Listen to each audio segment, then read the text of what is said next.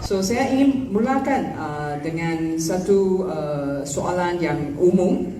Apakah jenis pembiayaan dialisis yang disediakan oleh organisasi anda? Mungkin boleh satu rangkap yang short and sweet introduce kepada semua pesakit di sini. Mungkin kami boleh mulakan dengan Dr. Edrin dari Perkeso. Terima kasih Puan Ko sebagai moderator pada petang ini. Bagi Pertubuhan Keselamatan Sosial ataupun Perkeso, pihak kami memang ada menyediakan apa yang kita namakan sebagai kemudahan dialisis, dan ini merangkumi beberapa jenis kemudahan. Yang pertamanya ia meliputi hemodialisis, sama ada yang diberi melalui panel pusat dialisis Perkeso ataupun oleh pusat dialisis Perkeso itu sendirilah. Kemudian kita juga ada menyediakan apa yang kita namakan sebagai continuous ambulatory peritoneal dialysis. Jadi kita ada memberi bantuan dari segi CAPD ini. Yang ketiganya kita juga memberi bantuan dari segi automated peritoneal dialysis atau APD, di mana ia akan menggunakan alat, dan bergantunglah kepada sistem-sistem yang dipilih oleh orang insurans berkenaan. Di samping tu kita juga memberi bantuan untuk pembedahan arteriovenous fistula ataupun AVF, suntikan erythropoietin, dan bagi orang berinsurans yang telah menjalani pemindahan buah pinggang ataupun ginjal, kita juga ada memberi bantuan dari segi menyediakan immunosuppressant kepada orang berinsurans tersebutlah. Terima kasih Dr. Edri. Datin Sri Faiza, silakan. Terima kasih Ms. Ko. Untuk KKM kita lebih ringkaslah, tak sebanyak tadi. Tapi apa yang kita berikan adalah subsidi kos rawatan hemodialisis, dan juga subsidi ini merangkumi juga selain daripada rawatan, suntikan untuk EPO. So kadar yang kita berikan ni adalah sebanyak RM100 bagi setiap rawatan, maksimum 14 kali, dan juga bagi suntikan EPO RM14.50, maksimum 13 kali. So total untuk satu pesakit maksimumnya RM1,640.50. Terima kasih Datin Sri Faiza. Encik Rodi, silakan. Okey, terima kasih. Jadi untuk Kerajaan Sarawak, untuk terutamanya berkenaan dengan penjawat awam lah dan pesara serta ahli keluarga yang layak. So Kerajaan Sarawak memang mengambil perhatian dan juga terutamanya berkenaan dengan yang mempunyai masalah buah pinggang, khasnya untuk rawatan hemodialisis. So untuk Sarawak kita untuk penjawat awam dan pesara dan ahli keluarga ni kita ada memberi kemudahan rawatan hemodialisis 200 sekali rawatan, maksimum 3 kali dalam seminggu. Lepas tu kita ada juga memberikan kemudahan untuk penanggungan untuk kos suntikan ubat berdasarkan kos sebenar yang diperlukan oleh pesakit, dan juga ada juga yang kita berikan untuk kos pembedahan AVF. Kita pun tak ada ceiling, based on kos sebenar juga, based on kos benar AVF yang dilakukan dan diperlukan oleh seseorang pesakit. Terima kasih Encik Rodi. Puan Rohana, silakan. Okay. Terima kasih Puan Ko selaku moderator forum kita pada petang ini. Assalamualaikum, salam sejahtera, salam Sarawakku sayang. Untuk Jabatan Kebajikan Masyarakat, pihak kami ada menyediakanlah bantuan khas pesakit buah pinggang, yang mana bantuan ini adalah inisiatif di bawah kerajaan negeri Sarawak untuk membantu meringankan bebanan kewangan yang ditanggung oleh pesakit buah pinggang di Sarawak yang memerlukan rawatan untuk penyakit mereka, bagi meningkatkan kesejahteraan hidup mereka. Dan antara jenis-jenis bantuan yang disediakan oleh Jabatan Kebajikan Masyarakat Sarawak adalah yang pertama, pemasangan AVF, yang kedua adalah suntikan EPO, yang ketiga adalah rawatan hemodialisis, yang keempat adalah CAPD. Ini adalah berkaitan dengan bantuan klinikal.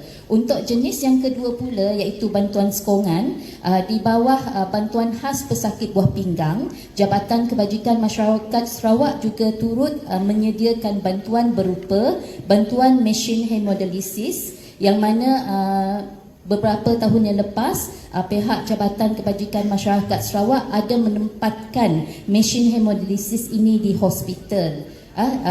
Hospital kerajaan di bahagian-bahagian yang telah terpilih. Yang kedua adalah bantuan pengangkutan dan yang ketiga adalah bantuan transplant.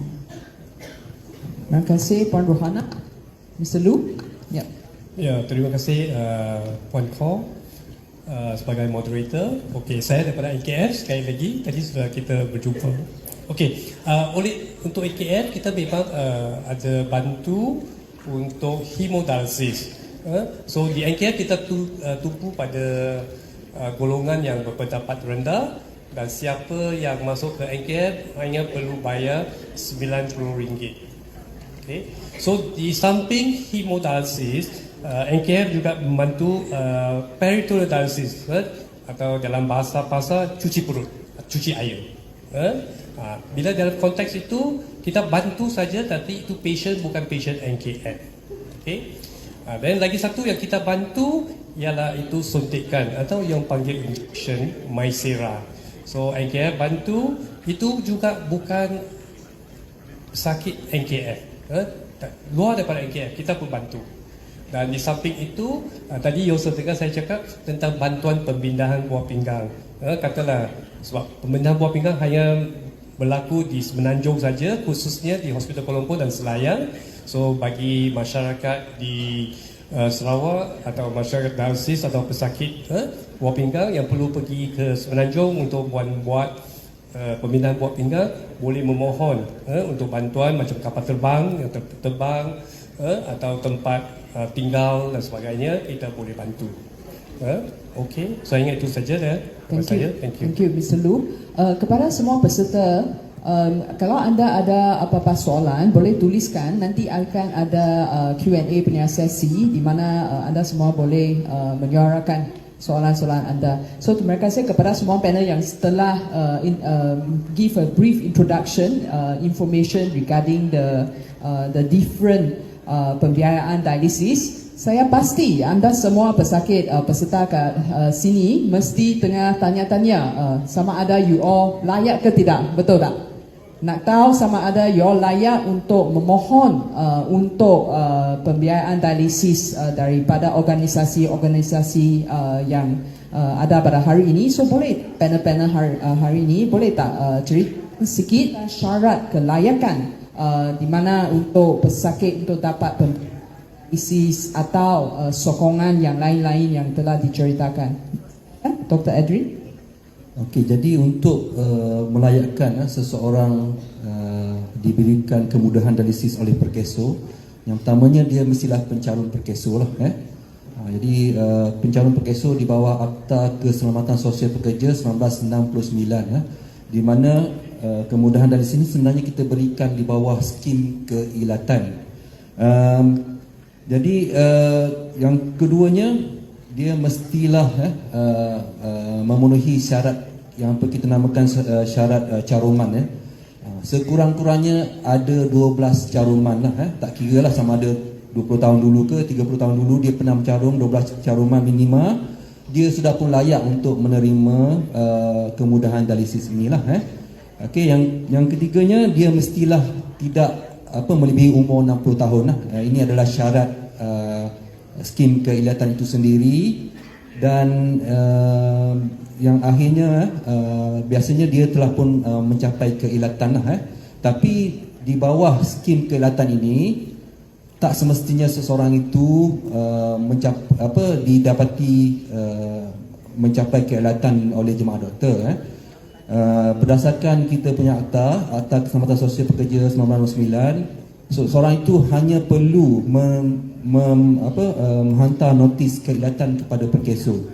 Jadi dengan menghantar notis keilatan itu bermakna orang bercerai itu mengaku bahawa dia adalah mengidap keilatan dari dalam aspek ini adalah mengidap keilatan yang disebabkan oleh kegagalan buah pinggang.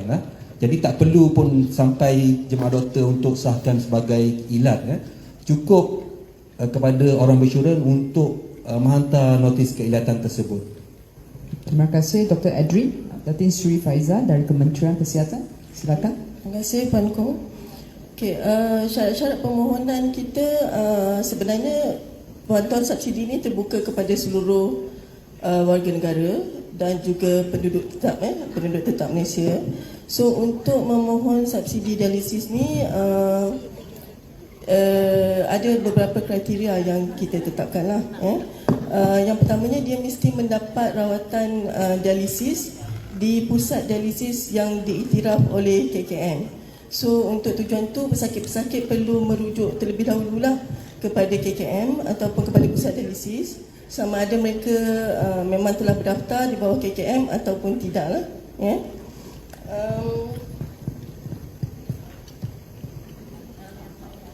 Selain daripada itu, kita ada kriteria lain lah, kriteria di mana pusat dialisis akan turun untuk membuat samakan sosioekonomi kepada keluarga pesakit. So daripada situ sekiranya pesakit ni adalah daripada golongan miskin, kurang berkemampuan dan B40, permohonan boleh dimajukan kepada KKM dan selanjutnya kita akan melakukan samakan silang dengan data daripada LSDN lah untuk tujuan B40.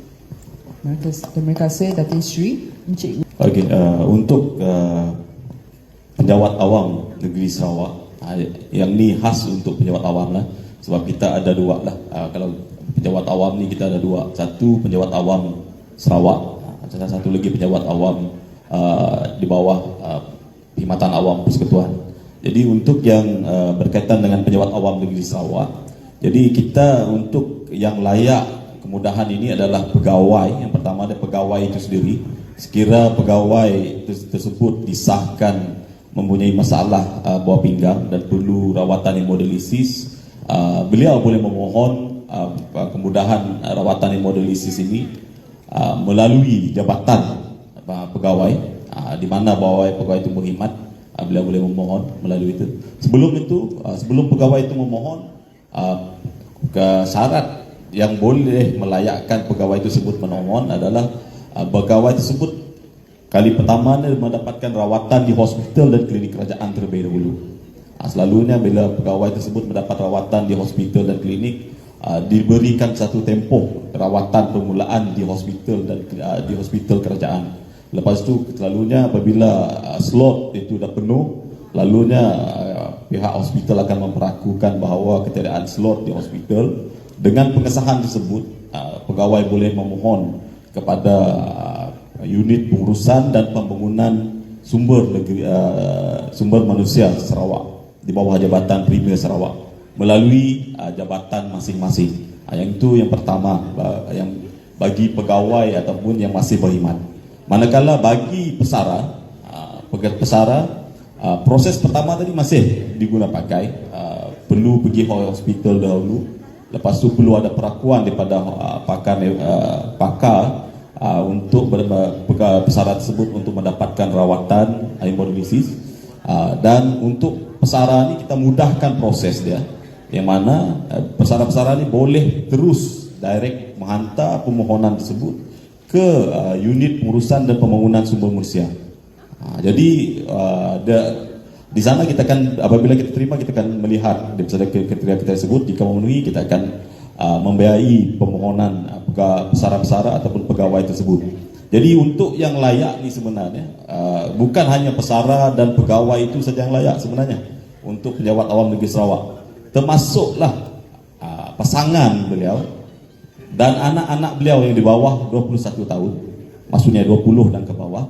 Jika anak tersebut masih lagi melanjutkan pelajaran, kita lanjutkan kemudahan ini sehingga umur dia kepada sampai 25 tahun.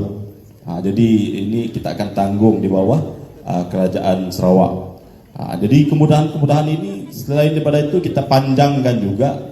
Baru-baru ini kita ada mengeluarkan satu pekeliling untuk penjawat awam di Sarawak dan pesara. Kita panjangkan kemudahan-kemudahan perubatan.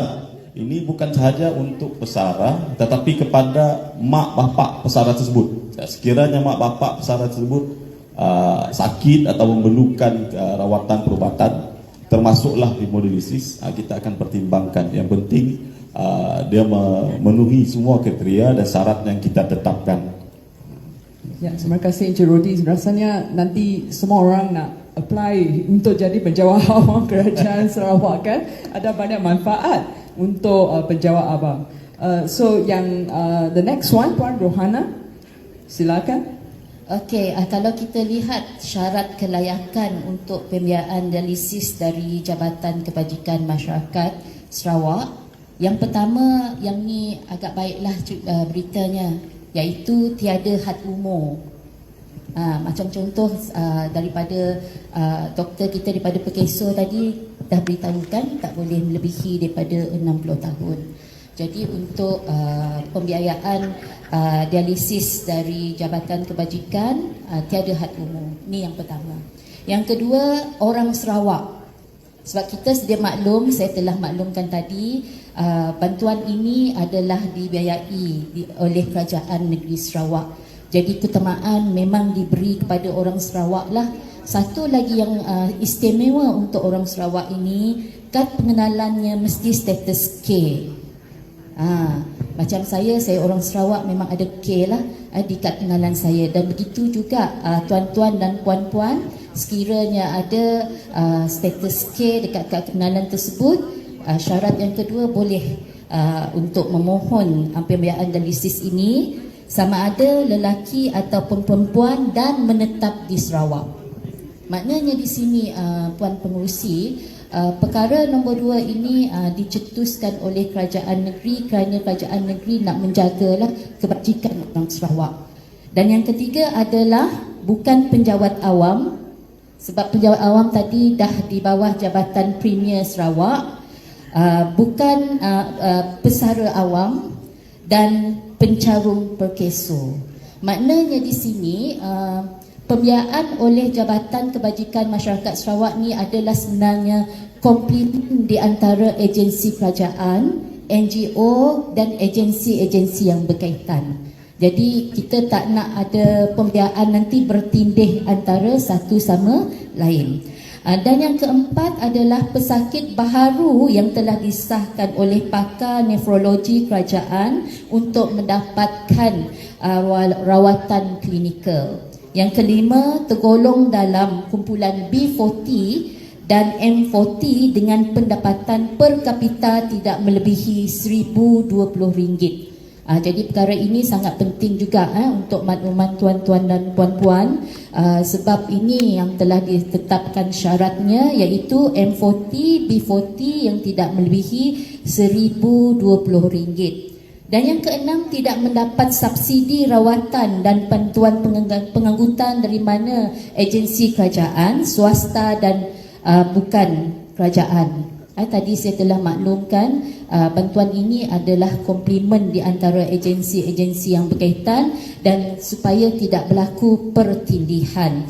Dan yang terakhir, penerima bantuan tetapi masih memerlukan bantuan sokongan seperti bantuan pengangkutan. Ini kita akan lihat dari segi case by case. Misal contoh, pesakit tersebut menjalani rawatan hemodialisis di hospital yang telah dibiayai oleh KKM daripada Datin tadi.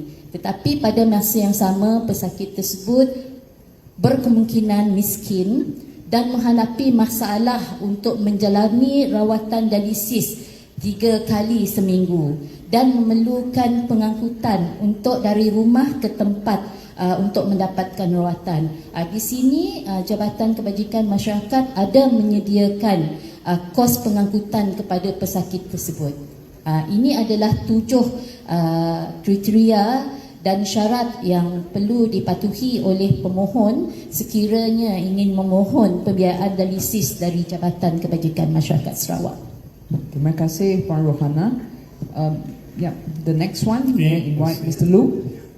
Daripada NKF, so kita boleh bahagikan pada hemodialisis, peritoneal dialisis, transplant. So syarat umum ialah untuk NKF bantu ialah mesti terdiri daripada rakyat Malaysia atau penduduk tetap dengan keluarga di Malaysia. Itu syarat umum. So untuk lagi satu itu jika untuk mean test atau kita gunakan per capita income 1,800 untuk keluarga dia. So itulah syarat umum. Dan untuk hemodialisis kita perlu atau pemohon itu perlu berusia lebih daripada 18 tahun. So maksud di sini itu dewasa lah untuk cuci darah.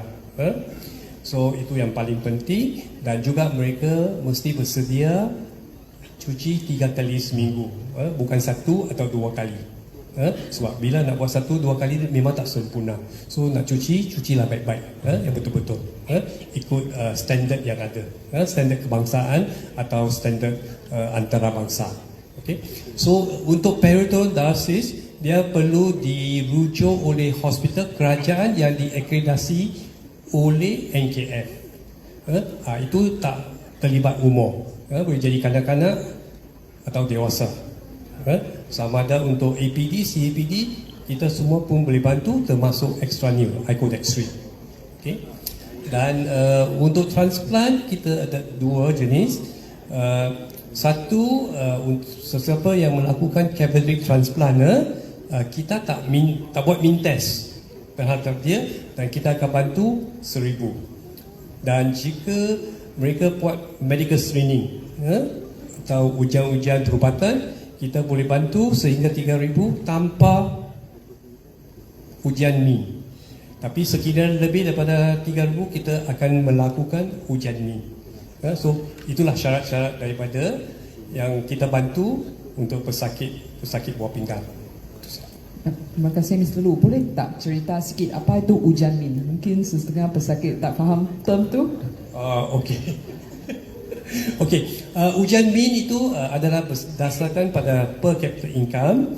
So contohnya satu keluarga 5 orang.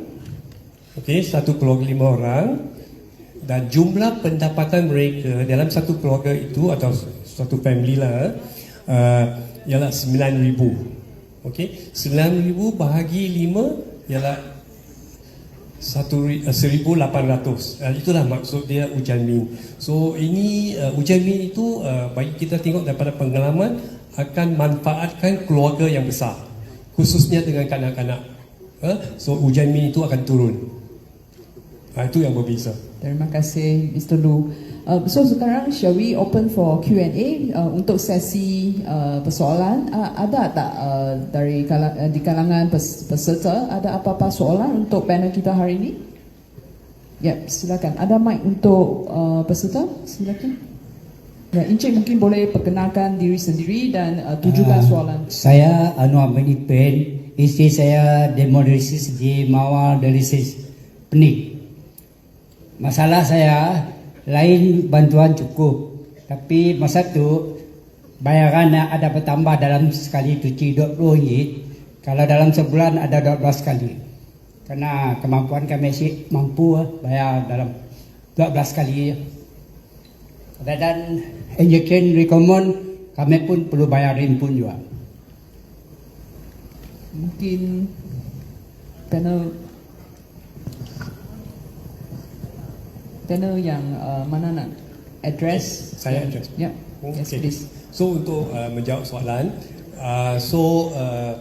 untuk setiap kali dialisis yang kena tambah itu, saya ingat kita semua di sini itu tak dapat tambah macam itu, sebab satu-satu agensi itu mempunyai charge yang berbeza.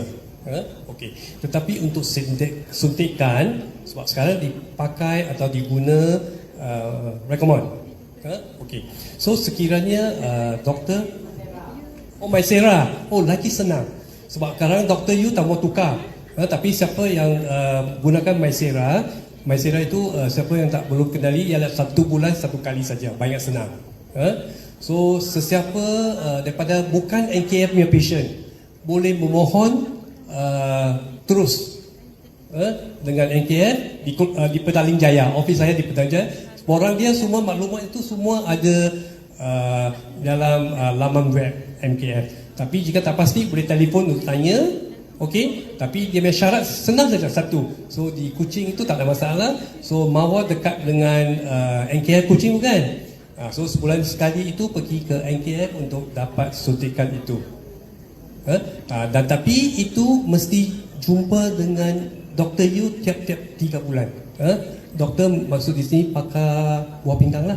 Kena jumpa tiap-tiap 3 dengan preskripsi baru. Sebab ingat lama sudah menjadi pesakit, you sudah tahu dalam itu Maisera atau suntikan itu lebih pun tak bagus, kurang pun tak bagus, betul? Sebab itulah kena jumpa doktor. Tak boleh katakan, oh tadi tak mau jumpa doktor saya, nak datang ambil dengan NKF untuk cucuk saja, tak dapat lah. So mesti ada preskripsi daripada doktor. Okey, jelas? Thank you. Terima kasih Ustaz tersebut. So shall we move on to the next question? Ada tak soalan kedua? Yes, Puan. Good afternoon, thank you. I have 2 questions. Number 1, if we go for dialysis pergi keluar daripada tempat asal kita, kita travelling.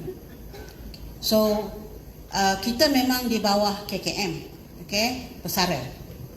So bila kita keluar, kita kena bayar lebih. Like my case, I'm using PEMCAF. Dulu memang pakai vascular, pakai PEMCAF. Bila datang ke tempat B, kita dikena charge bayaran 280 lah, for example. Compare to kita memang pesara bayar 200 tempat yang A. So, is there any claim for that? Because yang dapat claim adalah if you spend 280 at B on travelling, then you nak claim balik dengan KKM, you can only claim back 200 ringgit. That is the extra 80. Kerajaan ada ke nak naikkan lagi 250 instead of we paying 280? That is first soalan, okay? Number 2, bila kita bermula dialisis, kita memang pakai vascular pun. So bila dah bertahun dipakai, vascular tak berfungsi lagi sebab vessel dah small. So we turn into PEMCAF. Bila kita pakai PEMCAF di tempat A,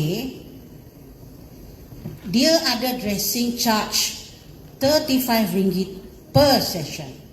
Kalau 1 month berapa? Isn't it 455 PEMCAF? Beside paying under pesara.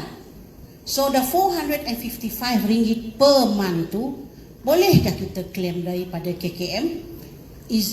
Dapat ke subsidize daripada 1, 2, 3, 4 panel, 5 panel? Mana jawapan yang sesuai lah nanti. Okay? So that's the 2 question I would like to pose. Thank you. Terima kasih, Puan. Any panel would like to take the question? Would you like to take the question?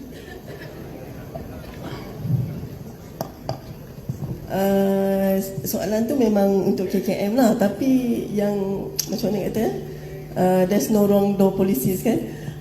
Untuk pesara sebenarnya, yang saya meja ni adalah untuk subsidi rawatan dialisis bagi pegawai-pegawai yang bukan terlibat dengan ni lah, bukan sama ada bukan pejabat awam ataupun bukan pesara.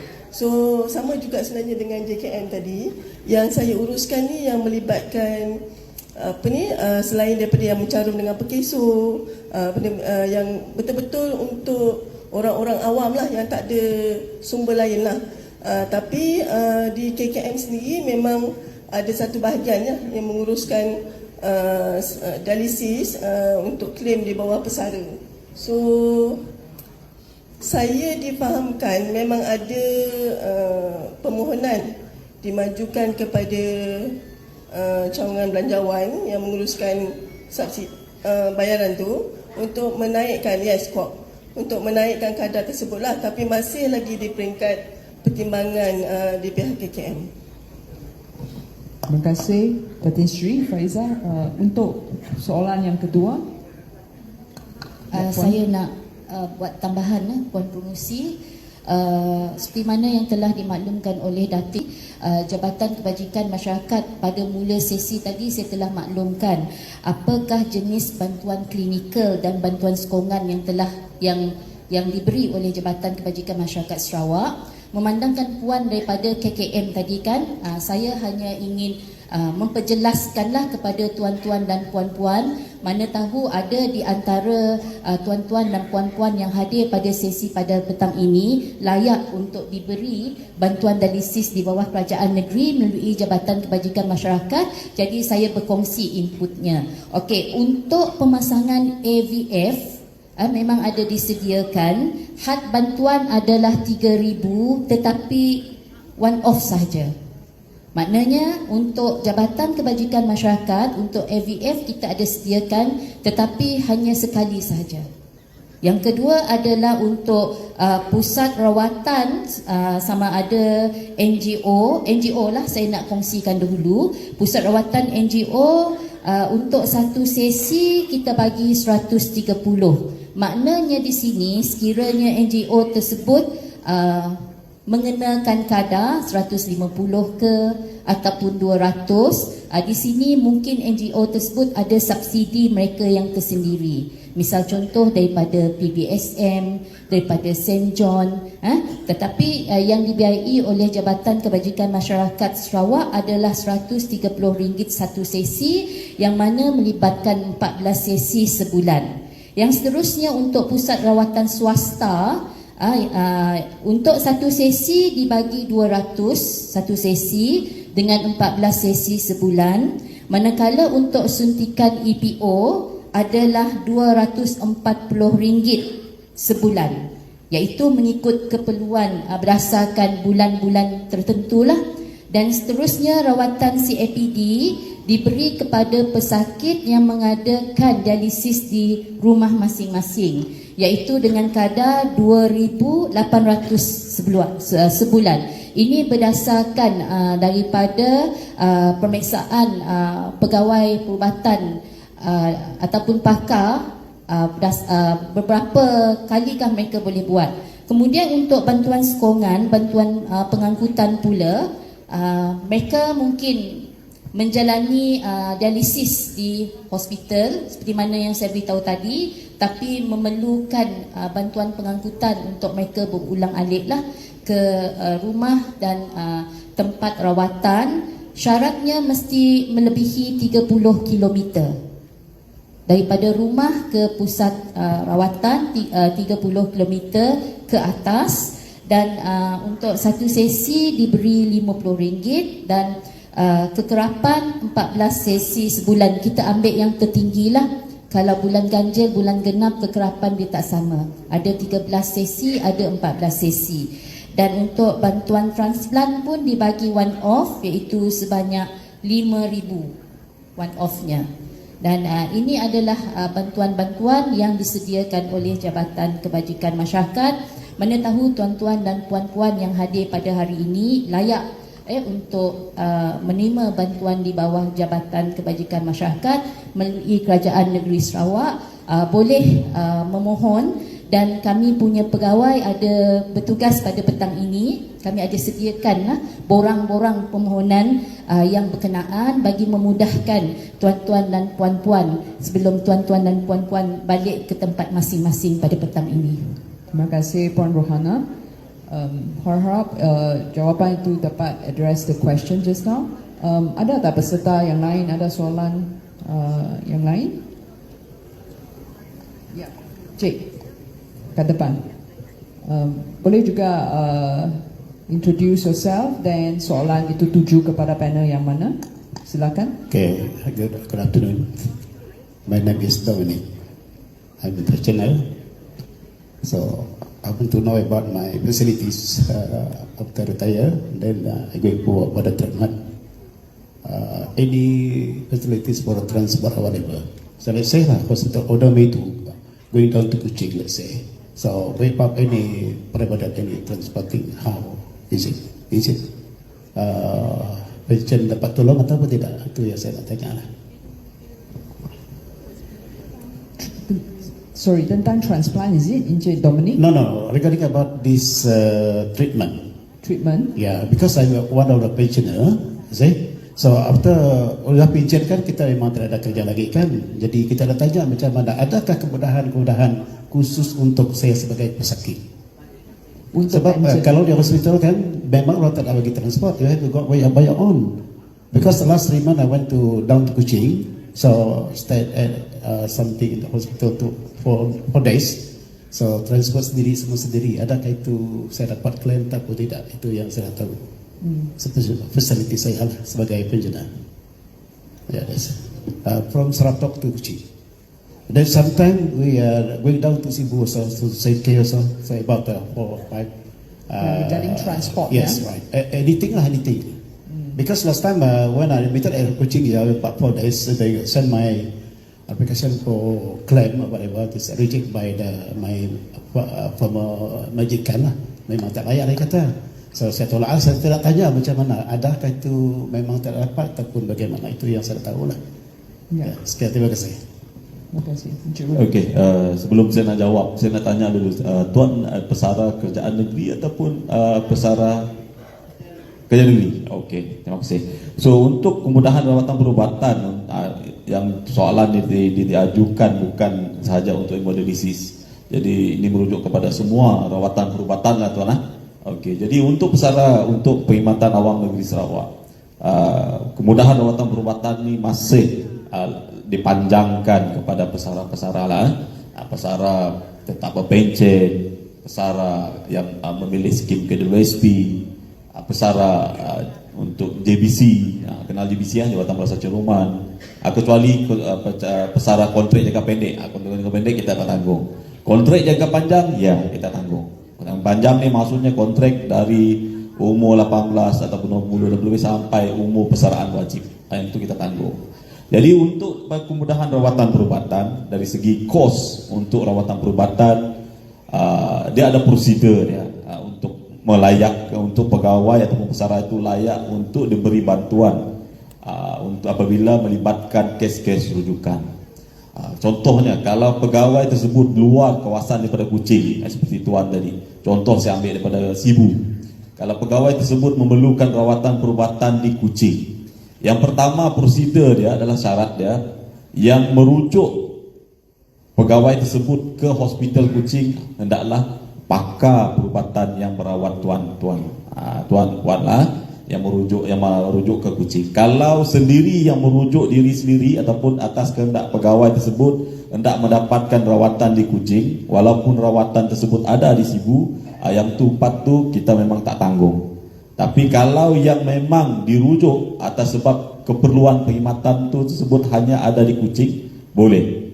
Jadi apakah prosedur dia? Prosedur yang pertama, apabila ada perakuan rujukan tersebut, Tuan Puan boleh menghantar permohonan kepada unit pengurusan dan pembangunan sumber manusia Jabatan Premier Sarawak dengan lengkap sekali. Lalu dia kalau yang lengkap ni maksudnya surat rujukan pertama dia, lepas tu termasuklah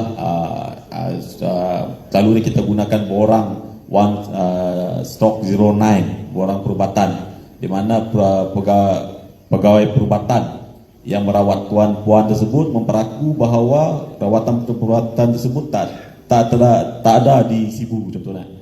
Dia perlu mendapat rawatan di Kuching. Jadi yang itu perlu dilampirkan. Jadi apa yang ditanggung? Apabila yang pertama tadi kita hantar dulu permohonan kepada UPPSM. Apabila dilulus, apa yang ditanggung adalah semua kos-kos. Yang pertamanya pengangkutan. Kalau melibatkan kapal terbang, boleh guna pengangkutan kapal terbang, kos pengangkutan. Lepas tu kalau perlu penginapan hotel, lalu dia penginapan hotel dan makan minum ni kita tanggung sehari sebelum mendapat rawatan dan sehari selepas mendapat rawatan. Semasa pesakit tersebut ditahan di hospital, di ward, kita tak tanggung. Okey. Okey. Ya. Terima kasih Injui. Ada satu lagi Tuan nak tanya ya. Masa itu saya kena pension bulan Mei tahun lepas. Dan sebelum tu saya kena sakit. Dan waktu saya pergi ke hospital di Sibu, order, dan saya balik lagi ke Seratok, dari sisi Seratok, dan saya dibenarkan untuk membuat satu rawatan tangan ni, ABF di Kuching. Dan masa itu memang langsung tidak, memang saya pergi sendiri atas arahan memang daripada doktor pakar juga. dan stay overnight here. Dan about sebelum dan selepas ada 5 hari lah kita di sini. Dan balik itu kami buat satu macam nak tuntut lah macam tu, sebab saya pun tahu saya memang orang retire, memang ada, tetapi kita pergi ke jabatan yang tempat kita berkhidmat tu kan, jadi mereka tolak, dia tidak layak. Jadi okeylah, sampai sekarang pun tak ada berita. Ini saya nak tanya lah, kalau benda ni dapat lagi diajukan, kita cubalah, sebab hotel kita tanggung, transport kita tanggung. Kita faham lah kalau di negeri yang kecil memang transportation government memang tak cukup, kita pakai sendiri, tak apa, itu tu ada anak-anak yang tolong, kita sendiri pun dapat ride juga. Tetapi memandangkan sebagai seorang bekas kerjaan, nak tanya lah tuan sebenarnya itu saja. Terima kasih. Jadi apa-apa nanti yang akan datang, tuan boleh merujuk dengan pihak kami dan menghantar permohonan tersebut terlebih dulu. Apabila tak ada kelulusan, mengikut prosedur, apa-apa kos tersebut, pengangkutan dan sebagainya akan ditanggung. Tapi untuk tuntutan tersebut, dimaklumkan juga kepada tuan-tuan dan puan-puan, mesti dituntut pada tahun semasa. Kalau melangkau tahun kita tak dapat, sebab kita ada prosedur yang pejabat awam mungkin tahu, TI, Treasury Instruction, jadi kita tak dapat. Kalau yang tahun-tahun lepas, tahun semasa kita boleh.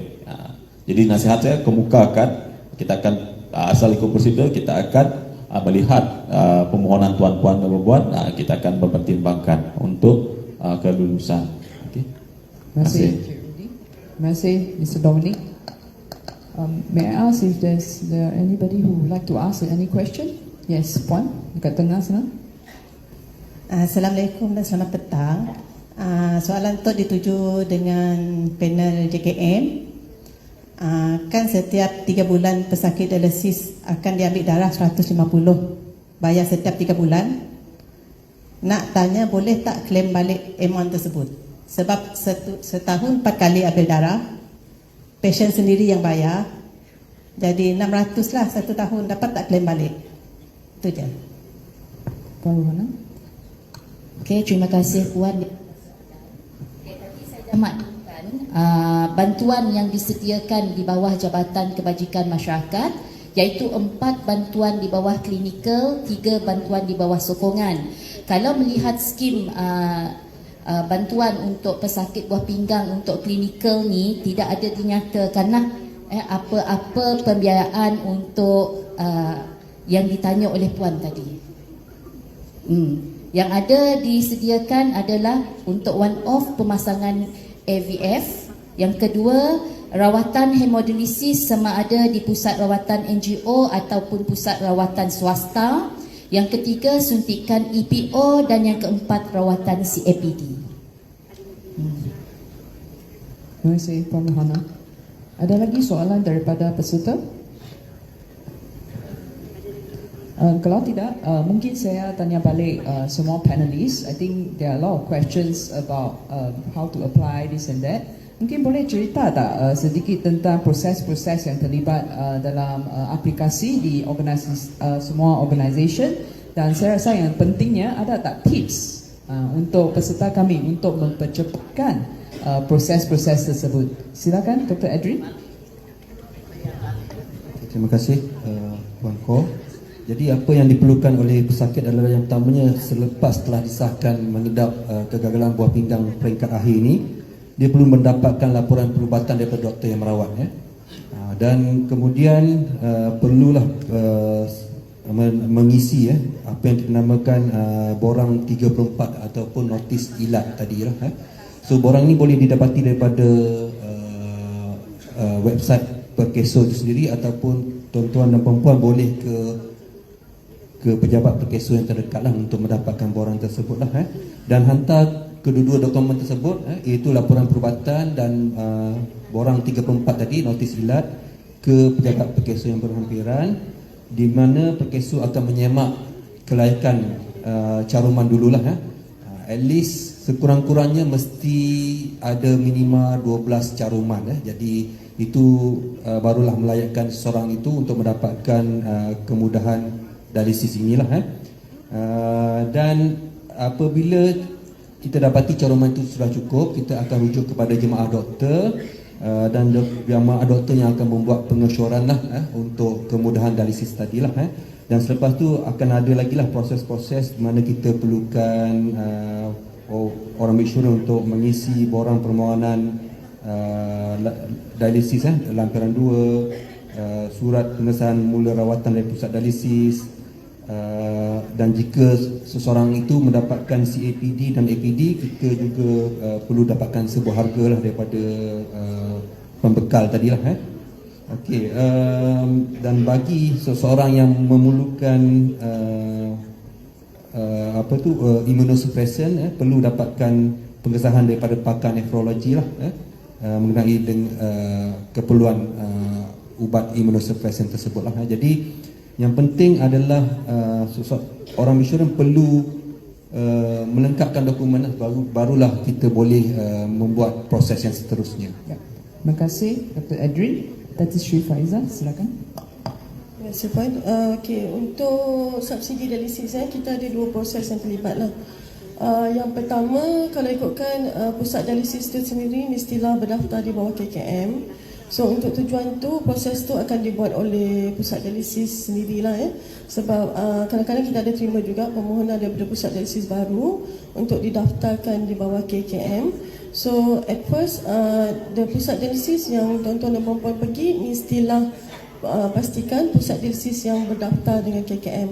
Once dah berdaftar, barulah kita boleh salurkan maksudnya tuntutan tu boleh dimajukan melalui pusat dialisis yang telah pun kita iktiraf lah. So pusat dialisis tersebut dia adalah syarat-syarat dia mesti ada lesen yang lengkap lah, dia masih CAPS dan sebagainya, dan lain-lain syarat yang kita telah tetapkan dan dipertimbangkan di peringkat kementerian di bawah jawatankuasa pemberian bantuan NGO. So untuk proses yang kedua melibatkan pesakit-pesakit sendirilah. So pesakit mestilah pergi kepada pusat dialisis yang berdaftar ini dan akan ditemuduga oleh pihak NGO tersebut. Maksudnya kita mewakilkan NGO untuk melakukan siasatan bagi memastikanlah pesakit yang dimajukan untuk mendapatkan subsidi ini adalah daripada golongan yang betul-betul memerlukan, dan kita tak nak lambakan permohonan maksudnya just to apply untuk boleh kata kalau lambakan permohonan ni apply walaupun dia tahu dia tak layak tapi dia apply lah. Maksudnya yang T20 nak apply, yang M40 nak apply. So untuk subsidi dialisis memang syarat dia adalah untuk B40, dan kita akan melakukan samakan silang lah yang saya maklumkan tadi dengan pihak LSDN untuk memastikan status B40 itu adalah tepat lah. Okey, selain daripada itu, borang boleh dapatkan dengan pusat dialisis, dan dokumen-dokumen yang diperlukan tu juga agak panjang lah. Jadi saya minta maaf daripada awal lah, sebab memang dokumen-dokumen tu kita agak rigid.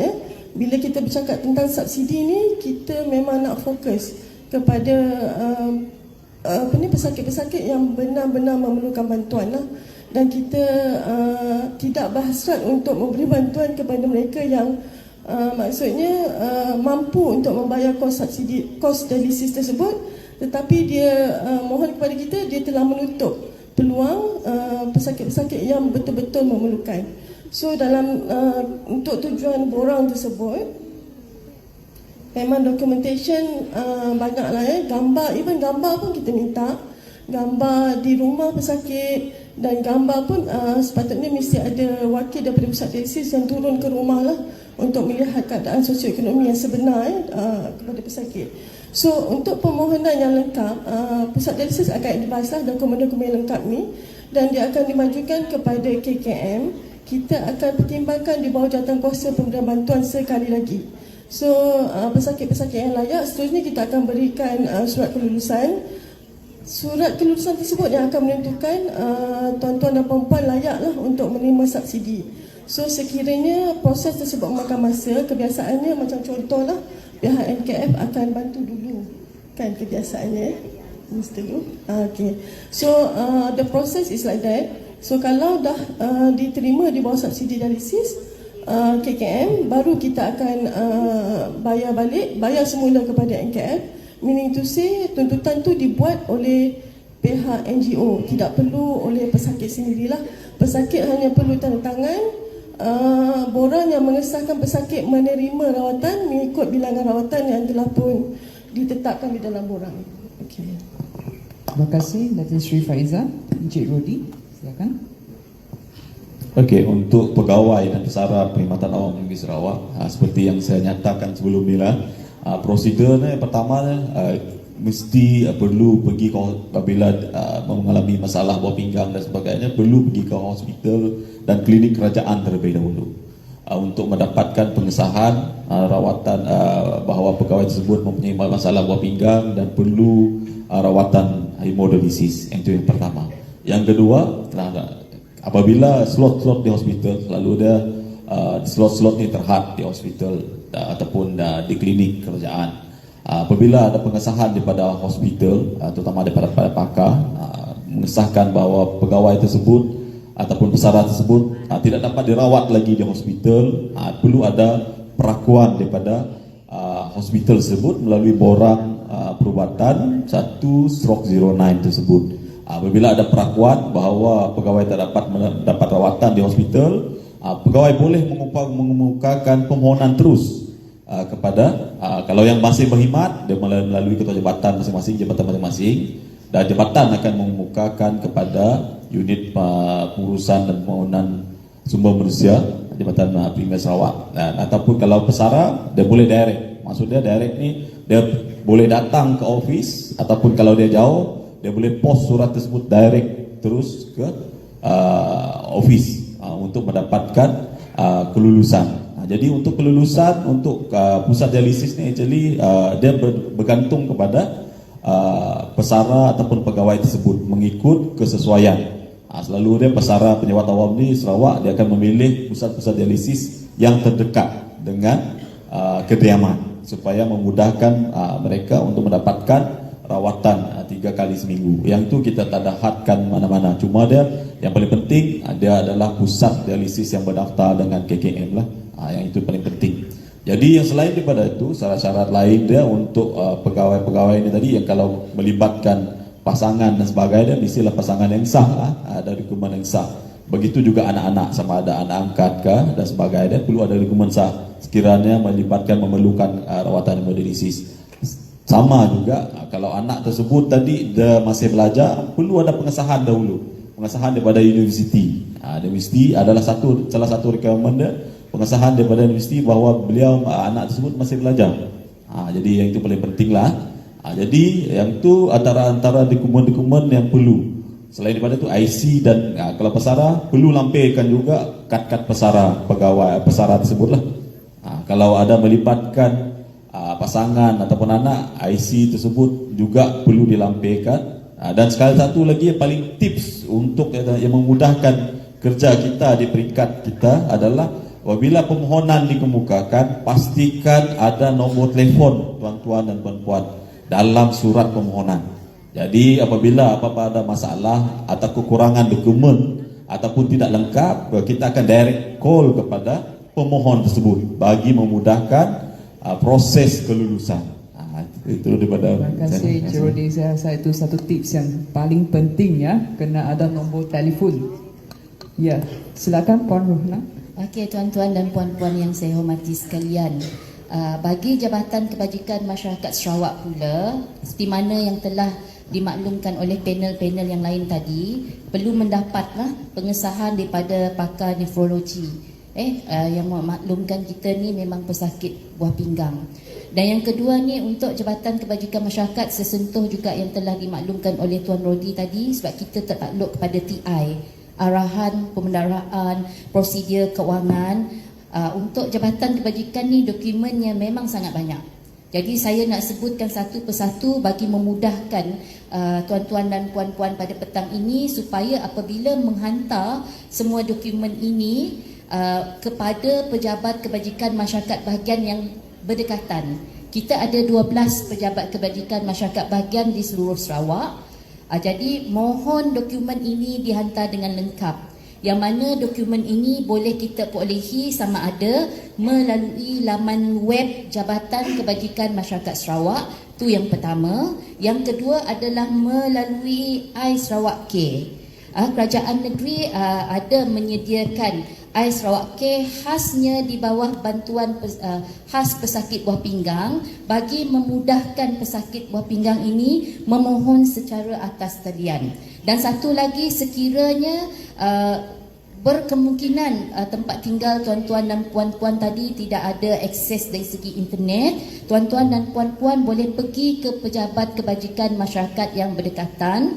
Mohon dilengkapkan borang tersebut. Yang pertama adalah salinan kad pengenalan pesakit lah, ataupun sijil lahir pesakit di bawah umur 12 tahun. Kenapa kita minta sijil lahir ini? Kerana syarat yang pertama tadi adalah tiada had umur.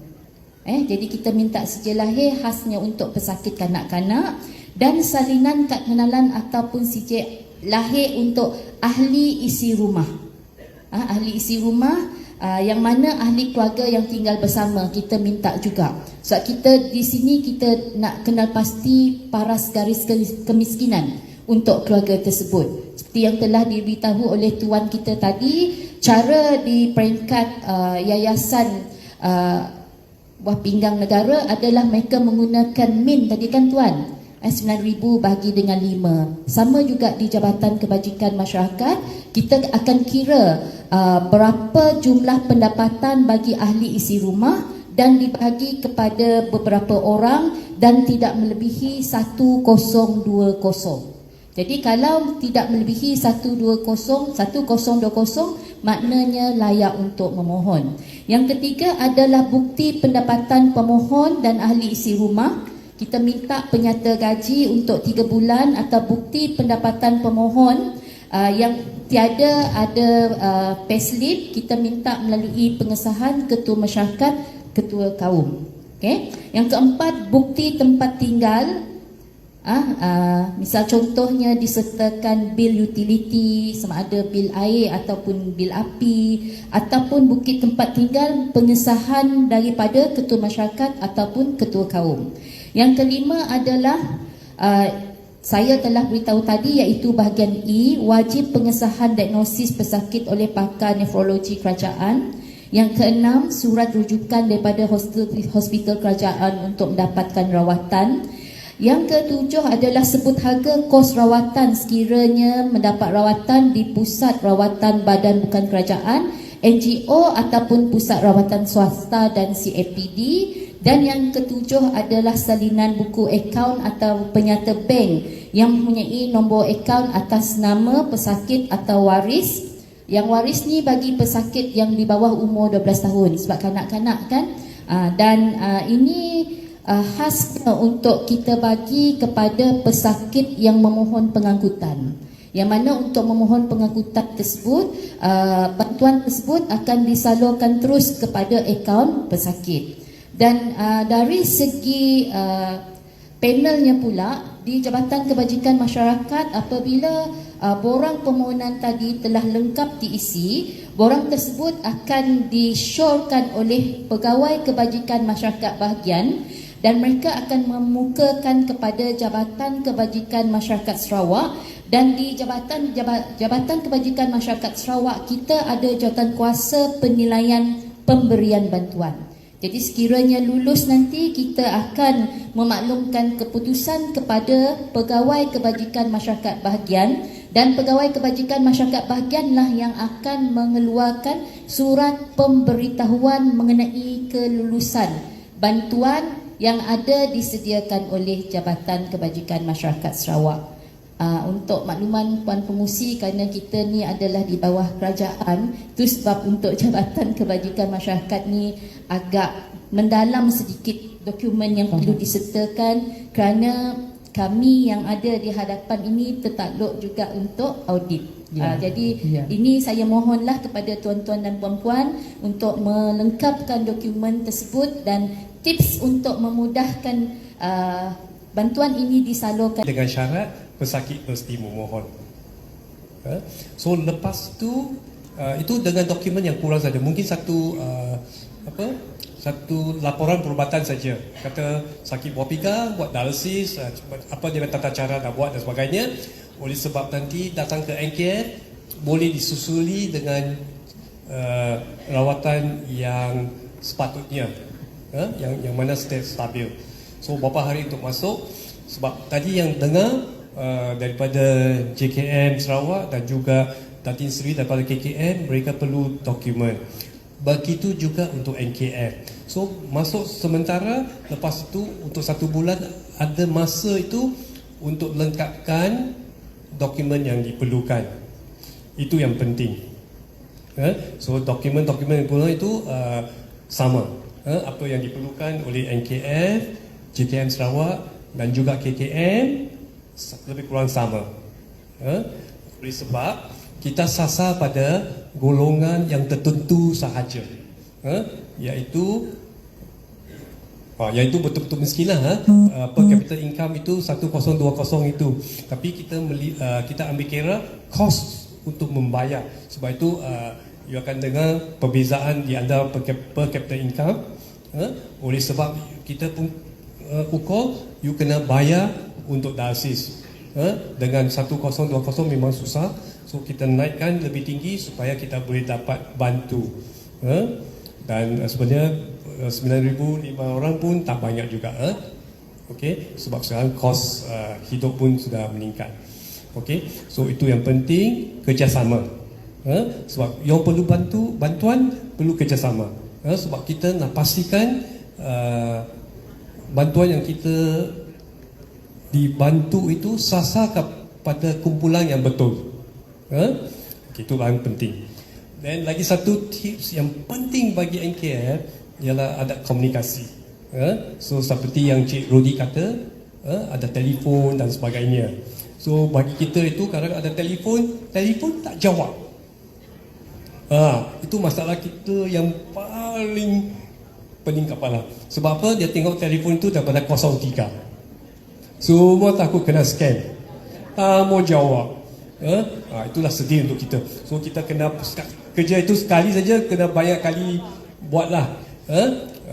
Itu kena beri kerjasama lah. Sekiranya tak pasti, dan bagi tahu lah 03 itu ini number.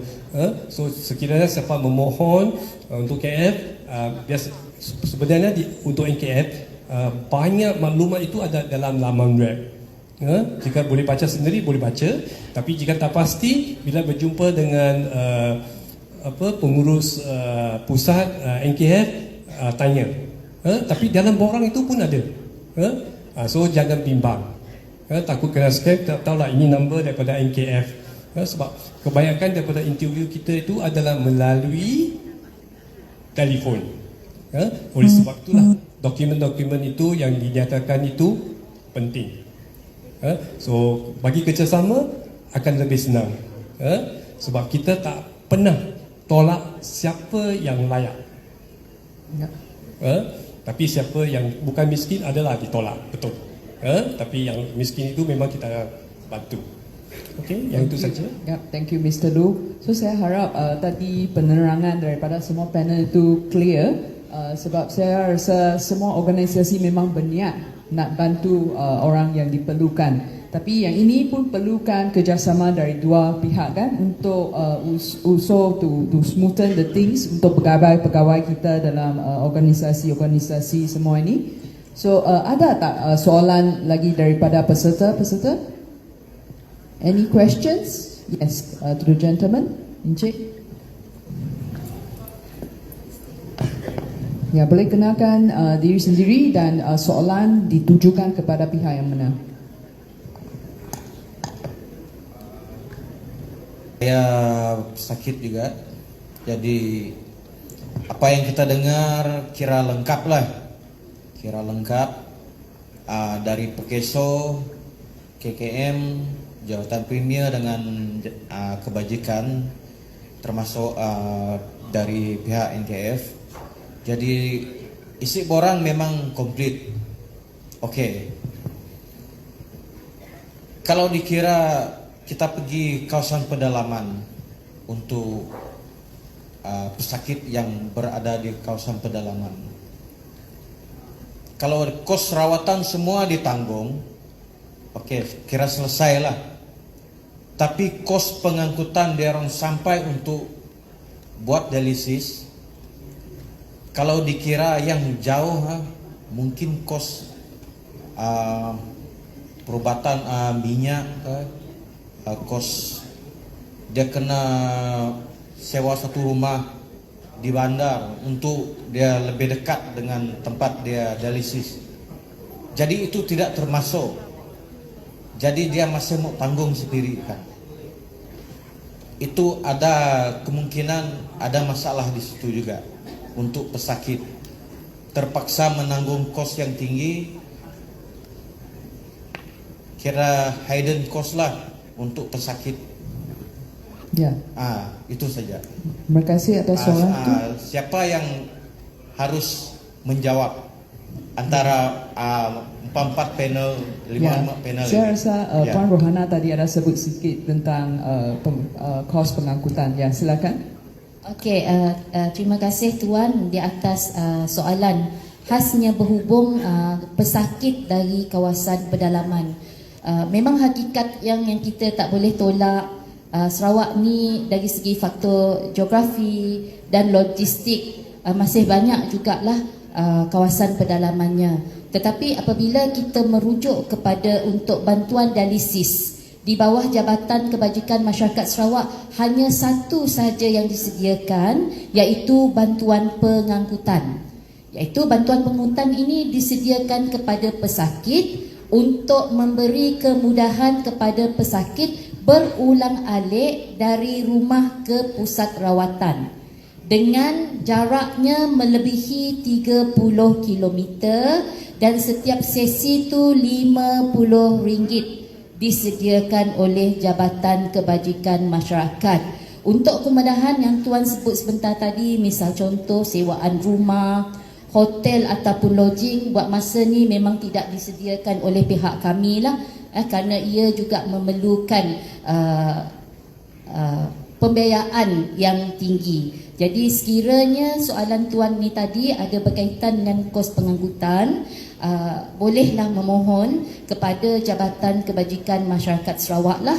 Dan seperti mana yang telah saya maklumkan tadi, ada beberapa pegawai yang saya bawa bersama pada petang ini bagi memberi kemudahan dari segi aspek komunikasi kepada peserta, mana tahu ada di antara peserta pada hari ini memerlukan kos pengangkutan dan borang tersebut perlu diisi dan hantar semula kepada Pejabat Kebajikan Masyarakat bahagian yang terdekat.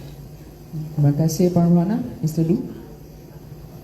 Ya, di NKF kita pun ada bantu untuk kos pengangkutan, tapi syaratnya mesti mendapat rawatan di NKF sajalah. Bukan NKF-nya kita tak bantu. Tapi memang bantu, dia bukan kos pengangkutan itu kita terlibat naik boat. Kita ada di Sarike patient yang kena naik boat. Tapi di Kuching tak adalah. Okey, dan kita bantu atau yang ambil Grab macam di Kuching, sekarang sudah ada banyak Grab. So kita sebenarnya bantu, dan bajet kita itu untuk bantu itu memang besar, untuk bantu pesakit. Tapi untuk NKF atau pesakit NKF sahaja, untuk bantu untuk kos pengangkutan. Okay, Terima kasih Mr. Lu. Ada tak soalan-soalan lain daripada peserta? Any other questions? Ya. Kalau macam tu, maybe I direct a few specific questions to our panelists here. Dr. Edwin, saya rasa sering kita dengar kan pembiayaan dari Perkeso mungkin tidak mencukupi. Boleh tak Dr. Edwin terangkan sedikit konsep Perkeso dalam memberi subsidi dialisis, dan ada tak chance untuk meningkatkan bantuan ini kepada orang berinsurans yang berpendapatan rendah? Ya, silakan Dr. Edwin. Okey, kalau dilihat kemudahan dialisis yang disediakan oleh Perkeso adalah merupakan kita menggunakan konsep subsidi lah. Jadi apabila kita namakan subsidi itu, Perkeso hanya akan membayar sebahagian saja daripada kos sebenar lah dialisis tersebut lah. Jadi ada beberapa inisiatif yang dilakukan oleh Perkeso lah untuk mengurangkan charge kepada orang berinsurans Perkeso. seperti kita juga ada mendermakan mesin-mesin dialisis kepada NGO lah, di mana NGO akan mengenakan bayaran yang lebih rendah lah daripada bayaran yang dikenakan oleh pusat dialisis swasta lah. Jadi setiap tahun kita akan dermakan antara 60 hingga 80 buah mesin kepada NGO dan mereka ni seharusnya lah menyediakan perkhidmatan dialisis kepada orang berinsurans perkeso yang layak pada kadar yang rendah. Di samping itu, yang seperti saya maklumkan tadi, untuk mendapatkan kemudahan dialisis ni, caruman yang diperlukan hanya sangat rendah. Sebenarnya hanya 12 caruman sahaja. Jadi itu saja telah melayakkan orang berinsurans untuk mendapatkan kemudahan dialisis lah. Dan yang ketiganya, kita juga sejak daripada akhir tahun lepas kita juga telah membuka pusat dialisis perkeso. Dan setakat ni kita telah buka 4 buah pusat dialisis perkeso di Kelang, Keluang, Batu Pahat dan juga Shah Alam lah. Dan target kita memanglah untuk meluaskan pusat dialisis perkeso ni ke seluruh Malaysia lah. Jadi dia akan ambil masa sikit untuk kita menubuhkan pusat dialisis perkeso ni, tetapi tujuan kita bukannya lah untuk menggantikan pusat dialisis NGO, pusat dialisis swasta yang telah ada lah, sebab kita memang tak mampu untuk cover semua. Di mana kita sekarang sedang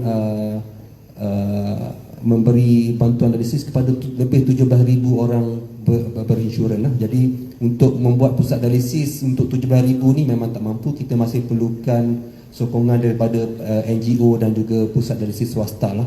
Tapi apabila kita buka pusat dialisis ni, kesemuanya adalah percuma lah kepada orang berinsurans. Jadi dia tak perlu lagi bayar tambahan-tambahan lagi lah. Jadi itu adalah salah satu cara yang kita usahakan lah untuk orang berinsurans kita lah. Ada plan untuk buka di Sarawak juga? InsyaAllah kita akan ada lah. Kita punya target adalah untuk semua negeri Malaysia. Okey, terima kasih Dr. Edrin. Untuk Tin Sri Faiza, ada feedback tentang dokumen Pesuruhjaya Sumpah tidak diterima oleh permohonan bantuan subsidi KKM. Boleh tak terangkan sedikit sebanyak tentang kenapa di atas keputusan tersebut? Okey, terima kasih Bangku. Untuk makluman mungkin saya reword sikit lah. Dokumen yang disahkan oleh Pesuruhjaya Sumpah ni bukan kita tak terima, tapi kita perlukan second endorsement. So lebih baik tak perlu ambil Pesuruhjaya Sumpah, tapi instead dapatkan pengesahan macam tadi yang Puan Rohana sharekan tadi, pengesahan daripada ketua kampung, ketua etnik ke. Dokumen-dokumen tu adalah ataupun yang biasa dalam kerajaan ni kita panggil kumpulan PMP lah, atau grade pegawai dari grade kumpulan A, kumpulan A yang boleh menyokong dokumen yang kita boleh gunakan sebagai asas untuk kami di kementerian verify balik kalau ada kes. As compared to Pesuruhjaya Sumpah ni, kalau kita nak verify balik, kita terpaksa juga pergi balik kepada ketua kampung ataupun kepada JKM sendirilah. So that's why kita kata saya reward balik lah, bukan tak terima Pesuruhjaya Sumpah, tapi kena di second endorse oleh pihak-pihak yang saya sebutkan tadi lah. Faham.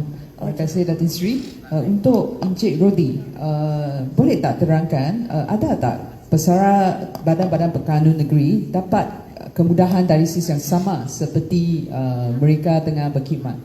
So compare pesara dengan yang tengah berkhidmat, ada tak perbezaan atau semua sama? Okey, terima kasih. Berkenaan dengan pesara, sebab dalam peringkat negeri Sarawak, lalu dalam perkhidmatan awam ni kita ada 3 lah entiti lah. Yang pertama ada Perkhidmatan Awam Negeri Sarawak, yang kedua ada Badan Berkanun Negeri Sarawak, dan ketiganya pihak berkuasa tempatan Sarawak. So untuk selalunya apa-apa polisi untuk pelaksanaannya, apa-apa polisi yang diterima pakai oleh Perkhidmatan Awam Sarawak akan dipanjangkan kepada Badan Berkanun dan PBT. Walau bagaimanapun ia bergantung tertakluk kepada Badan Berkanun tersebut sendiri. Ini kita sebab Badan Berkanun dia akan mengambil faktor tahap kewangan Badan Berkanun tersebut. Tapi secara umum ya, kemudahan-kemudahan yang ada kepada pejabat awam memang dipanjangkan kepada perkhidmatan Badan Berkanun dan PBT. Jadi yang tu dari segi pelaksanaannya di peringkatnya mungkin dia menerima pakai sepenuhnya apa yang diberikan. Mungkin ada juga yang Badan Berkanun dia terima pakai tidak sepenuhnya, mungkin ada had dan siling. Macam contoh tadi kalau perkhidmatan awam Negeri Sarawak untuk rawatan 200. Untuk ubat-ubatan dulu kita ada siling macam Mesera dan sebagainya, kita ada letakkan siling. Tapi apabila kita review pada tahun 2019 kita tak ada letak siling based on cost sebenar. Sama juga dengan AVF dulu kita ada letak siling untuk setiap kali pesakit memerlukan rawatan untuk AVF. Tapi kini sekarang berdasarkan periling baru kita letak berdasarkan kos sebenar. Tapi kalau di peringkat Badan Berkanun mungkin berdasarkan situasi kewangan dan sebagainya, mungkin mereka ada sesetengah ikut macam Perkhidmatan Awam Negeri Sarawak. Mungkin juga ada yang based on kewangan Badan Berkanun tersebut. Terima kasih Encik Rudi. Untuk Puan Rohana tadi sudah terangkan dengan sangat teliti tentang bantuan subsidi yang dioferkan daripada Jabatan Kebajikan. Boleh tak tanya, ada rancangan untuk masa depan untuk look into any other bantuan subsidi? Okey, berdasarkan penjelasan yang telah saya kongsikan bersama dengan tuan-tuan dan puan-puan berhubung, bantuan khas pesakit buah pinggang yang disediakan oleh Jabatan Kebajikan Masyarakat Sarawak, Jabatan Kebajikan Masyarakat Sarawak juga ada menyediakan bantuan kewangan bulanan. Mana tahu tuan-tuan dan puan-puan layak dan memenuhi kriteria dan syarat yang telah ditetapkan oleh kerajaan. Untuk bantuan kewangan bulanan ini, ianya terbahagi kepada 2 skim. Skim yang pertama adalah di bawah skim Persatuan, iaitu skim Persatuan ni ada 6 skim yang disediakan di Sarawak. Yang pertama adalah bantuan warga emas. Bantuan warga emas ini disediakan kepada warga emas yang berkeperluan dan memenuhi syarat. Dan kadar sebulan yang diberikan kepada bantuan warga emas ini adalah 500 bulan. Kita pergi kepada skim yang kedua, iaitu bantuan kanak-kanak. Bantuan kanak-kanak ini disediakan kepada keluarga yang tidak mampu, yang berkeperluan, dalam memastikan keperluan anak-anak mereka dapat diatur dengan baik pada setiap hari. Misal contohnya dari segi perbelanjaan untuk pergi ke sekolah. Dari segi kadarnya adalah bagi kanak-kanak di bawah umur 6 tahun adalah RM200 per kepala seoranglah. Dan bagi kanak-kanak yang berumur 6 tahun ke atas sehingga 18 tahun, kadarnya adalah RM150 seorang.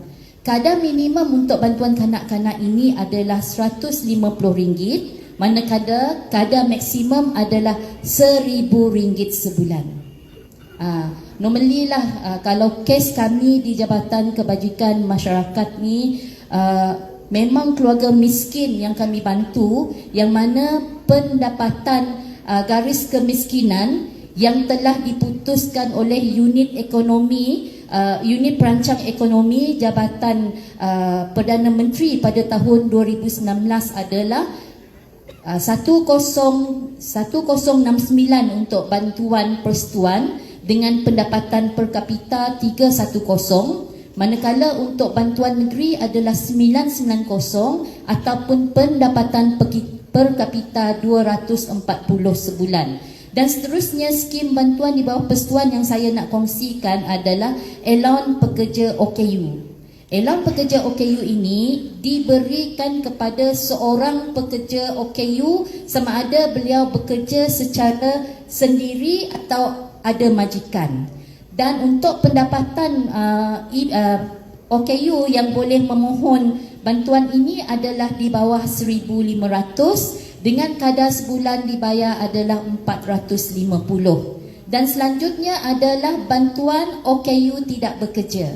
untuk bantuan OKU tidak bekerja ini diberi kepada OKU yang berumur 16 tahun ke atas, yang mana antara sebab bantuan ini diberi kepada OKU yang tinggal bersama dengan keluarga, sebab kita tak nak ahli keluarga yang ada dalam keluarga tersebut, bila mereka melihat ada anak-anak OKU, salah satu cara mereka untuk mengeluarkan anak mereka daripada rumah, anak ini mereka hantar ke pusat kebajikan kami. Jadi dengan adanya bantuan yang diberi kepada anak-anak OKU yang berumur 16 tahun ke atas ni, yang paling penting mesti ada kad OKU, sama dengan bantuan allowance pekerja OKU tadi, adalah untuk mereka dapat tinggal bersama-sama dengan keluarga.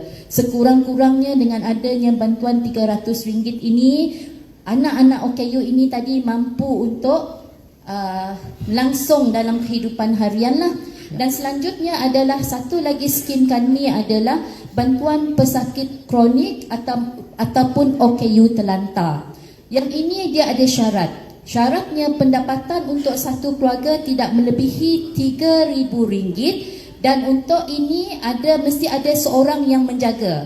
Misal contoh yang kita paling senang adalah kes untuk bedridden. Bedridden normalnya memerlukan pelanjaan yang sangat tinggi. Misal contoh perlu susu khas, perlu lampin dan perlu penjagaan secara langsung 24 jam, sama ada daripada ibu, ayah, adik-beradik ataupun isteri ataupun suami. Jadi yang ini syaratnya tadi mudah, RM3,000 ke bawah, dan kadar yang diberi untuk bantuan ini adalah 500 sebulan. Berbalik pula kepada bantuan am negeri, kita ada dua jenis, iaitu bantuan am yang mana maksimumnya adalah 200 dan maksimum minimum 200 hingga ke 300 sebulan. Dan satu lagi adalah bantuan belia-belia wanis, yang mana bantuan belia-belia wanis ini diberi kepada anak-anak penerima bantuan ataupun anak-anak kepada bekas penghuni di institusi kebajikan kami untuk mereka melanjutkan pelajaran dalam bidang kemahiran. Jadi melalui bantuan-bantuan ini, sekiranya ada di antara ahli keluarga tuan-tuan dan puan-puan berkelayakan, khasnya yang melibatkan OKU tadi, bolehlah memohon kepada pegawai kami di semua pejabat kebajikan masyarakat bahagian, dan salah satu syarat yang paling penting adalah warga negara Malaysia, PGK tidak melebihi 1169 untuk persatuan dan 990 untuk negeri, dan yang lain tu nanti kami akan buat siasatan oleh pekerja kes. Itu saja. Terima kasih Puan Rohana. So sebab kesuntukan masa, we would like to wrap up the whole panelist forum. So thank you to all this. Semua panelis sudah terangkan dengan sangat-sangat teliti tentang the jenis pembiayaan dialisis yang mereka bagi kepada pesakit-pesakit, dan juga syarat-syarat kelayakan dan proses-proses, dan saya rasa yang penting itu tips-tips yang dibagikan oleh semua panelis. So harap semua pesakit dan peserta yang hadir hari ini bermanfaat daripada informasi yang diterangkan. So, can you join me to give our panelists a big round of applause? Thank you very much kepada semua panelis. Terima kasih banyak-banyak, dan saya ingin pas kepada pengacara majlis. Terima kasih. Terima kasih diucapkan atas ceramah dan pencerahan maklumat yang diberikan.